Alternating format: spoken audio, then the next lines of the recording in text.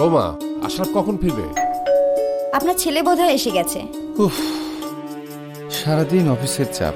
খালা ইফতার বানান শেষ। বাবা, আপনার জন্য কি জুস বানাবো? বৌমা, তুমি তাহলে আমার জন্য কমলা, আঙ্গুর, আনারস আর তরমুজের সাথে কেওড়া, লেবু আর গোলাপ মিশিয়ে খুব ভালো করে একটা শরবত বানিয়ে ফেলো। আর হ্যাঁ, ওতে একটু ধনেপাতা, নুনের শাক আর পুদিনা দিতেও কিন্তু বলো না। এই গরমে জার্নি কইরা দাদাজনের মাথার তার ছিঁড়ে গেছে। মূল্যবান ঔষধি উদ্ভিদ, সুস্বাদু টাটকা ফলের রস ও তাজা ফুলের নির্যাস দিয়ে তৈরি ভিটামিনে ভরপুর রু আফজা প্রচন্ড গরমে এক অনন্য পানীয় যা আপনার শরীরে আনবে পরিপূর্ণ প্রাণ শক্তি। আমাদের রুহ আফজা।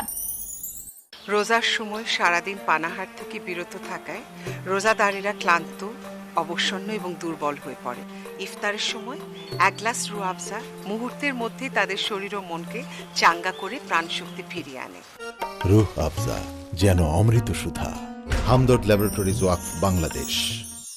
মহান সৃষ্টিকর্তার শ্রেষ্ঠ নেয়ামত স্বরূপ মূল্যবান ঔষধি উদ্ভিদ, সুস্বাদু টাটকা ফলের রস ও তাজা ফুলের নির্যাস দিয়ে তৈরি ভিটামিনে ভরপুর রু আফজা। আমাদের রুহ আফজা।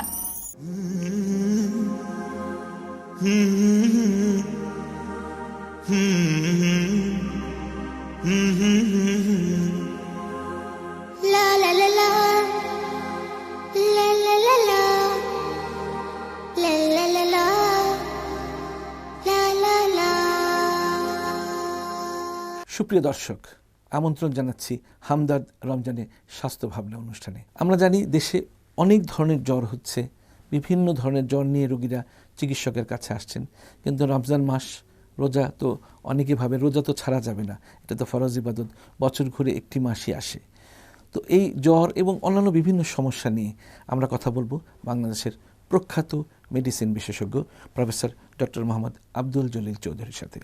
প্রফেসর আব্দুল জলিল চৌধুরী বর্তমানে professor medicine, Bangabandhu Sheikh Mujib medical বিশ্ববিদ্যালয়। প্রফেসর আব্দুল জলিল চৌধুরী, অনুষ্ঠানে স্বাগত জানাচ্ছি। রমজানের শুভেচ্ছা গ্রহণ করুন। আপনাকে ধন্যবাদ এবং দর্শক সবাইকে ধন্যবাদ। প্রফেসর আব্দুল জলিল চৌধুরী, এখন এই সময়টিতে দেখা যাচ্ছে যে বিভিন্ন ধরনের জ্বরের উপদ্রব দেখা যাচ্ছে, অনেকেই বিভিন্ন ধরনের জ্বরে ভুগছে। আপনি একজন প্রখ্যাত মেডিসিন বিশেষজ্ঞ, কোন কোন ধরনের জ্বর নিয়ে রোগীরা আপনার কাছে আসছে? জি ধন্যবাদ, আপনি ঠিকই বলেছেন। এখন যেহেতু বর্ষাকাল এবং থেমে থেমে বৃষ্টি হচ্ছে, সেই জন্যে এখন যে জ্বরগুলো হচ্ছে এর ভিতরে মোস্ট কমনলি যেগুলো হচ্ছে সেগুলো সবাই এখন জানে, চিকুনগুনিয়া জ্বর। সবাই পরিচিত হয়ে গেছেন আপনার সাথে। তবে এই সময় কিন্তু ডেঙ্গু হইতে পারে, চিকুনগুনিয়া ফাঁকে আবার ডেঙ্গু পাচ্ছে, আমি ডেঙ্গু হইতে পারে। তাছাড়া এই সময় অন্যান্য জ্বর যেগুলো হয় এগুলো হইতেই পারে, যেমন টাইফয়েড হইতে পারে, সাধারণ ভাইরাস জ্বর হইতে পারে, ইনফ্লুয়েঞ্জা হইতে পারে, এগুলো সব হইতে পারে। তবে এখন যে টপ অফ দ্য তেমন যে কথাবার্তা হচ্ছে সেটা হলো আপনার চিকুনগুনিয়া ভাইরাস। মানে হঠাৎ করেই নামটা বেশ জনপ্রিয়তা পেয়ে গেল, অনেকের মুখে মুখে উচ্চারণ করতে কষ্ট হচ্ছিল, এখন পত্রিকার মাধ্যমে বারবার আসাতে মানুষ সচেতন হয়ে গেছে। আসলে চিকুনগুনিয়ার লক্ষণ উপসর্গগুলো কি? না কেন জানি না, এবার চিকুনগুনিয়া তো এবারে বেশি হচ্ছে আর কি, এবারে বেশি হচ্ছে। গতবার কিন্তু ডেঙ্গু বেশি ছিল, এবার ডেঙ্গুটা কমে গেছে, চিকুনগুনিয়া বেশি হচ্ছে। তো চিকুনগুনিয়া হয়তো ডেঙ্গু এবং চিকুনগুনিয়া একই মশা দিয়ে হয়, কিন্তু এডিস ইজিপ্টিয়া অথবা কিছু কিছু ক্ষেত্রে এডিস অ্যালবোভিক্টাস মশা দিয়ে হয়। লক্ষণ যেটা বললেন যে এটার জ্বর তো হবেই এবং খুব জ্বর হয়, 104-5 জ্বর হইতে পারে। এবং সাথে যেটা হয় সেটা প্রচণ্ড ব্যথা,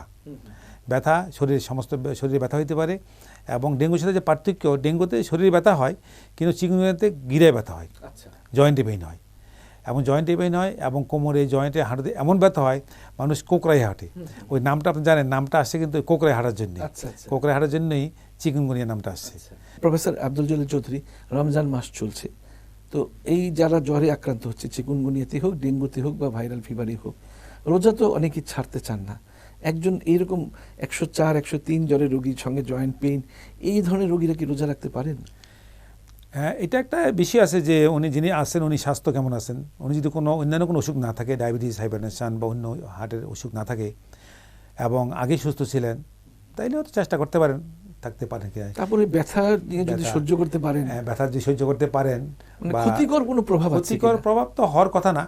তবে যেহেতু ওষুধগুলা ব্যথার ওষুধ মনে করেন, প্যারাসিটামল যেহেতু ওষুধ তো একটু ঘন ঘন খাইতে হয়, 4 ঘন্টা পর পর খাইতে হয়, তো সেই ক্ষেত্রে ব্যথা হয়তো তার থাকতে পারে আর কি। সাপোজিটরি নিয়ে বোধহয়, সাপোজিটরি তো একই অবস্থা, হয়তো অল্প কতক্ষণ থাকবে না ব্যথা, আপনি সাথে সাথে সাপোজিটরি দিলেন, 2 ঘন্টা পরে আবার ব্যথা জ্বর শুরু হবে, সেটা এটাও কোনো সমাধান না আর কি। কিন্তু যদি ব্যথা নিয়ে উনি থাকতে পারেন, জ্বর নিয়ে থাকতে চান তাহলে থাকতে পারতে পারেন। তারপরে তো ধরেন আমার মনে হয় না থাকাটাই বেটার হ্যাঁ, হবে, এটা কারণ তো exemption কারণ থাকার কথা আর কি। ওষুধ হ্যাঁ, ইসলামে তো নিয়ম করাই আছে, নিয়ম করাই আছে, অসুস্থ রোগীর জন্য অসুস্থ রোজা রোগীর ফরজ জন্য তো নয়। এটা বোধহয় কারণ তাকে থাকতে পারে। ওষুধ খেতে হবে, পানি খেতে হবে খুব বেশি পানি করে, বেশি খেতে হবে, হ্যাঁ, পানি জি। শূন্য, এই 15 ঘন্টা যদি পানি ছাড়া একজন জ্বরের রোগী থাকে তাহলে তার সমস্যা হতে তার পারে। তো জ্বর হবে, তারপর ওষুধ খাগার নাগা ঘাম হবে, সেটাই। তার পানি শূন্যতা বেশি পানি হবে, শূন্যতা বেশি হবে। সুতরাং লম্বা দিন। অনেক লম্বা দিন, এই জন্য না থাকাটাই রোজা রাখাটা ভালো। একটু কষ্টকর হবে। সেটাই। অন্তত ব্যথা কমে গেলে পরে রোজা করতে না, পারবে। সেটা তো পারবে, সেটা সেটা পারবে। ব্যথা, অসহ্য ব্যথা থাকলে জি। খুব বেশি হাই টেম্পারেচার রোজা না রাখাটাই বেটার। আরেকটা হচ্ছে প্রফেসর জলিল চৌধুরী, আপনি তো বিভিন্ন ধরনের রোগী আপনার কাছে আসে, অনেকেই কিন্তু পেপটিক আলসার অজুহাতে রোজা রাখতে চায় না। 11টি মাস পেপটিক আলসারে কোনো কমপ্লেন করবে না, আমরা যেটাকে তথাকথিত গ্যাস্ট্রিক বলি, বলে যে আমার গ্যাস্ট্রিক আছে, আমি স্যার রোজা রাখতে পারবো না। তো এটার আসলে কি এটা অজুহাত? এইটা অনেকটা অজুহাত। দেখা গেছে যে না খেলে ভালো থাকে তো। সেটাই তো। আগে যেটা মনে করা হয়তো যে গ্যাস্ট্রিকের রোগীরা না খাইলে আলসারের জন্য ব্যথা হবে, কিন্তু আলসারের অনেকগুলো কারণ আছে তো। সুতরাং শুধু যে অ্যাসিডের জন্য আলসার হয় তা কোনো কথা না। আমাদের দেশে আলসার হওয়ার গ্যাস্ট্রিক যেটা বলে মানুষ, যেটা বলে গ্যাস যেটাকে মানুষ বলে, সেগুলো অনেক কারণ আছে। ওই অনিয়মিত খাওয়া, ভেজাল খাওয়া, ভালো খাদ্য না খাওয়া, বেশি করে ধূমপান করা, অনিয়মিত চা পান করা, এগুলো কিন্তু গ্যাস্ট্রিকের কারণ। সেটা রমজান মাস যদি শৃঙ্খলাবদ্ধ জীবনযাপন করে মানুষ এবং খাওয়া দাওয়া থেকে শৃঙ্খলাবদ্ধ আসে, সেই জন্য রোগীরাও অনেক রোগী দেখা গেছে যে রমজান মাসে তারা রোজা রাখলে কিন্তু গ্যাস্ট্রিক রোগীরা বা আলসার রোগীরা আমার তো মনে ভালোই থাকে। থাকার কথা। তারপর এখন তো বিভিন্ন রকমের proton pump inhaler, proton pump যে ইনহিবিটর রয়ে গেছে, সেগুলো যদি ইফতার সেহরির সময় খেয়ে নেয় তাহলে তার পেইন উঠবে না। আগে তো এইসব ওষুধ ছিল না। এখন ওষুধ আসার কারণে যদি আপনি সেহরি আগে ওষুধ খাইয়ে নেয়, আবার ইফতারে পরে ওষুধ খাইয়ে নেয়, তাহলে আপনার সারাদিন কভার হতে পারে।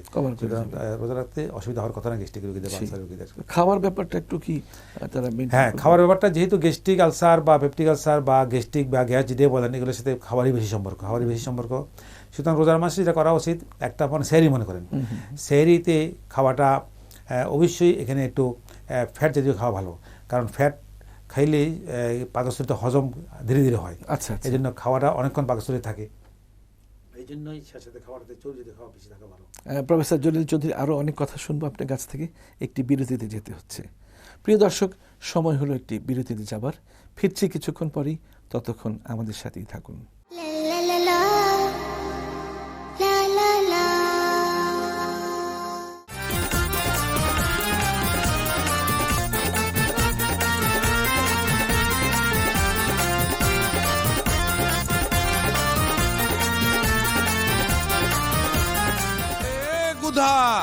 এত খুশি খুশি লাগছে কেন তোকে? তোর হাতে ওটা কি? রু আফজা।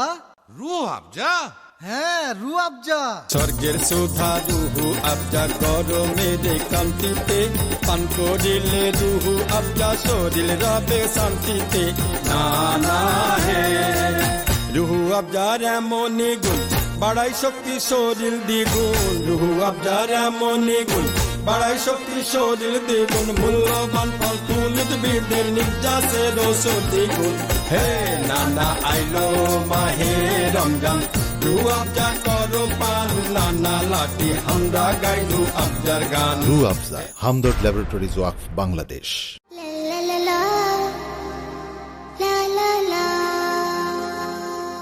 প্রিয় দর্শক, বিরতির পর আবার আপনাদের মাঝে ফিরে আসলাম হামদর্দ রমজানে স্বাস্থ্য ভাবনা অনুষ্ঠান নিয়ে। আমরা আজ কথা বলছি বিভিন্ন ধরনের সমস্যা নিয়ে, রোগ ব্যাধি নিয়ে, আর আমাদের সাথে উপস্থিত রয়েছেন বাংলাদেশের প্রখ্যাত মেডিসিন বিশেষজ্ঞ professor doctor Mohammad Abdul Jalil Chowdhury. Professor Jalil Chowdhury, বিরতির পর আবারও স্বাগত জানাচ্ছি। যে কথা আপনি বলছিলেন বিরতির আগে, যে একটু ফ্যাট জাতীয় খাবারটা খেলে গ্যাস্ট্রিক রোগীর জন্য ভালো হবে। গ্যাস্ট্রিকের জন্য এবং সবার জন্যই ফ্যাট জাতীয় চর্বি জাতীয় খাবার যদি সেহরির সময় খায়, তাহলে পাকস্থলীতে খাদ্য অনেকক্ষণ থাকে। সেই জন্য যেহেতু লম্বা রোজা দিন লম্বা, সেজন্য ফুডটা অনেকক্ষণ হজমের কোনো সমস্যা হবে না। হজমের কোনো সমস্যা হবে না। পানি তো আপনি কি মনে করেন যে সেহরির সময় না ইফতারের সময় কোন সময়টা বেশি করে পানি খেতে হবে? না, পানিটা খাইতে হবে ইফতারের সময় বেশি। আচ্ছা, কারণ ইফতারের সময় তো ডিহাইড্রেশন শুরু হয়, ডিহাইড্রেশন থাকে, তো ওই সময় পানি খেয়ে শুরু করতে হবে। আর সেহরির সময় পানি খেলে যেটা সমস্যা হবে, আপনি খাইলেন একটু পরে তো প্রস্রাবে পানি বেরিয়ে যাবে। আর সেহরির পর অনেকে ঘুমায়, আপনি যদি বেশি পানি পান করেন তাহলে কিন্তু উঠতে হবে তাড়াতাড়ি, ঘুমের ব্যাঘাত ঘটবে। আমাদের ইফতারের টেবিলে তো বিভিন্ন রকমের শরবত বানানো হয়, সারাদিন রোজা রেখে একটু শরবত খেতে মনটা ইচ্ছা করে। তো রুয়াবজা বা আরো অনেক আছে, শরবতের স্কোয়াশ আছে, রুয়াবজাটা কেমন আপনি লাইক করেন? না, প্রথমে এক ধরনের শরবত মানেই তো পানি, আর পানি মানে পুষ্টি, মানে সাথে পুষ্টি থাকবে। আপনি তো আর শুধু পানি খাবেন না, আইদার সাথে চিনি থাকবে বা সুগার থাকবে বা অন্য কিছু থাকতে, দুধ থাকতে পারে বা অন্য কোনো কিছু থাকতে পারে। তো সেই হিসেবে শরবত যখন খাবেন, আপনি শুধু পানি কেন খাবেন, অনেক কিছু মিশিয়ে খাবেন। সেই হিসেবে তৈরি যে শরবতগুলো বাজারে পাওয়া যায়, তার ভিতরে আপনি যেটা নাম বললেন রুয়াবজা, যতটুকু আমি জানি রুয়াবজা তো একটা তো পানির কন্টেন্ট থাকবেই, তারপর সেখানে সুগার থাকে, নিউট্রিশন একটা আছে, কারণ আপনি সারা দিন না খেয়ে থাকলেন, সুতরাং এটা একটা রেডিমেড নিউট্রিশনের এবং ফলের নির্যাস থাকছে, এটা আছে। তারপর আছে অনেক নিউট্রিন আছে সেখানে, যদি জানি আমি, সেখানে অনেক ফল এবং ফুলের নির্যাস থাকে, যেটা বললেন আর কি। তো সেগুলো তো নিউট্রিশনের কাজ করবে। সেখানে যেখানে একটা শরবতে যেহেতু পানি আছে, সুগার আছে, ফল এবং ফুলের নির্যাস কারণে অনেক নিউট্রিশন আছে, সুতরাং এটা একটা উত্তম শরবত হবে। রোজার সময় কেন, সেহরির সময় খাওয়া যেতে পারে, অন্য সময় আমরা খেতে পারি, অন্য সময় খাওয়া যেতে পারে, গরমের দিনে তো এমনি খাওয়া যেতে পারে, গরমের দিনে এমনি খাওয়া যেতে পারে, রোজা রাখে না তারাও খেতে পারে। তবে একটা কথা আছে, যারা ডায়াবেটিস আছে তারা একটু সাবধানতা অবলম্বন, চিনি না মেশানোই ভালো, চিনি তো আছে এর ভিতরে, সুতরাং এটা চিন্তা ভাবনা করে করা উচিত যে ওনার ডায়াবেটিস কেমন। যদি কন্ট্রোল থাকলে এক কথা, আর যদি কন্ট্রোল না থাকে তাহলে চিনি শরবত। অনেকে আবার কমলার জুসের সাথে একটু রুয়াবজা মিলিয়ে খেলে খুব অদ্ভুত একটা সুন্দর রং ধারণ করে, কিন্তু না, সেটা তো ওনাদের রেসিপি অনেকগুলো আছে মনে হয় আমার কাছে। সুতরাং রুয়াবজার তো প্রিপারেশন অনেকগুলো আছে, সুতরাং রুয়াবজা খাওয়ার সময় সেটা দেখতে হবে যে যাই ডায়াবেটিস রোগ থাকলে হয়তো রুয়াবজার কন্টেন্টটা কম হবে, পানির অংশটা বেশি হবে, যার ডায়াবেটিস নাই ওনার কন্টেন্টটা সেভাবে হবে। তারপর রুয়াবজার সাথে অনেক কিছু মিশিয়ে অনেক রেসিপি করা যেতে পারে, অনেক রেসিপি আমাদের আছে। আপনি প্রখ্যাত মেডিসিন বিশেষজ্ঞ, ডায়াবেটিস রোগীও ডিল করতে হয়।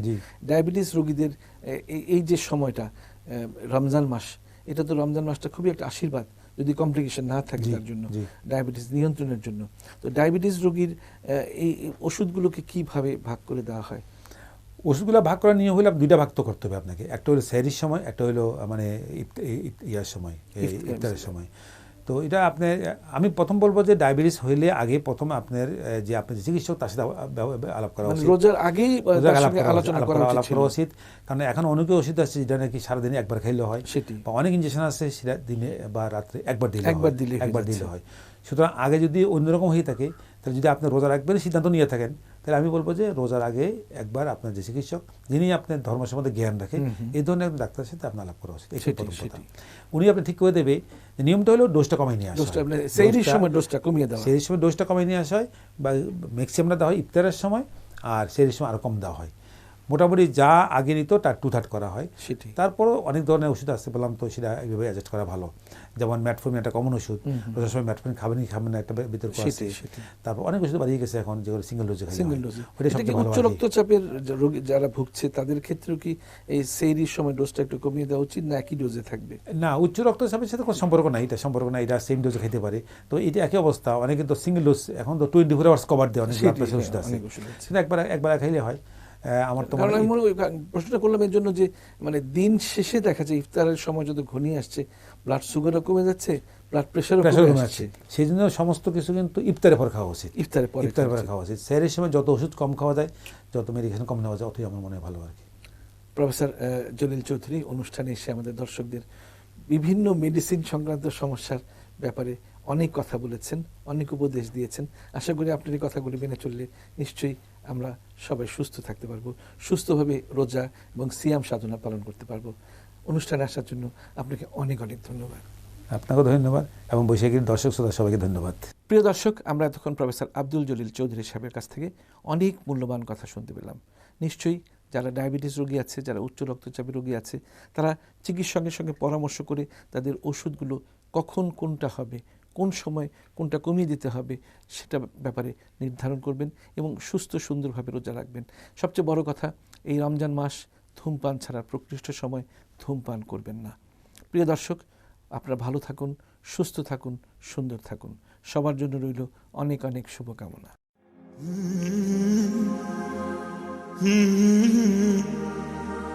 হুম